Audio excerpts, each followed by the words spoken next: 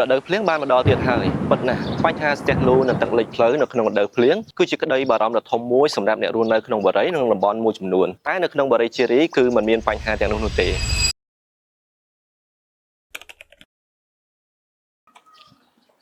លក្ខណៈពិសេសនៃប្រព័ន្ធលូនៅក្នុងបរិយាជារីត្រូវបានរចនាឡើងយ៉ាងសម្រិតសម្រាំងដើម្បីធានាបាននូវប្រសិទ្ធភាពខ្ពស់ក្នុងការបង្ការការលិចទឹកកំឡុងពេលភ្លៀងធ្លាក់ខ្លាំងហើយប្រព័ន្ធលូរបស់យើងត្រូវបានសម្អាតនិងថែទាំជាប្រចាំ2ដងក្នុងមួយឆ្នាំចំពោះការបែងចែកប្រព័ន្ធលូមេត្រូវបានរៀបចំឡើងយ៉ាងច្បាស់លាស់ទៅតាមប្លុកនិងមុខងារនីមួយៗដើម្បីធ្វើការរំដោះទឹកទៅកាន់លូសាធារណៈស្របតាមគោលការណ៍និងបទដ្ឋានរបស់ក្រសួងការសិក្សានិងការដំឡើងប្រព័ន្ធលូមេមានទំហំធំនិងបានគណនាជម្រាលបានត្រឹមត្រូវស្របទៅតាមបទដ្ឋានស្តង់ដារបច្ចេកទេសដែលអាចរំដោះទឹកបានលឿននិងមិនមានការកកស្ទះហើយបណ្ដាញលូនៅតាមប្លុកនីមួយៗបានតភ្ជាប់យ៉ាងមានរបៀបទៅកាន់ប្រព័ន្ធលូមេតាមបណ្ដោយផ្លូវរីឯមាត់លូយើងមានសំណាញ់ការពារសម្រាមដើម្បីងាយស្រួលត្រួតពិនិត្យនិងសម្អាតប្រព័ន្ធលូជាមួយគ្នានេះផ្លូវនិងប្រព័ន្ធរំដោះទឹកត្រូវបានរៀបចំឲ្យមានភាពធន់ងាយស្រួលក្នុងការថែទាំនិងអាចប្រើប្រាស់បានយូរអង្វែងជារួមប្រព័ន្ធលូនៅក្នុងបរិយាកាសមិនត្រឹមតែផ្ដោតលើភាពស្អាតនៃសម្រស់ផ្ទះប៉ុណ្ណោះទេប៉ុន្តែថែមទាំងផ្ដល់អាទិភាពខ្ពស់លើផាសុកភាពក្នុងការរស់នៅ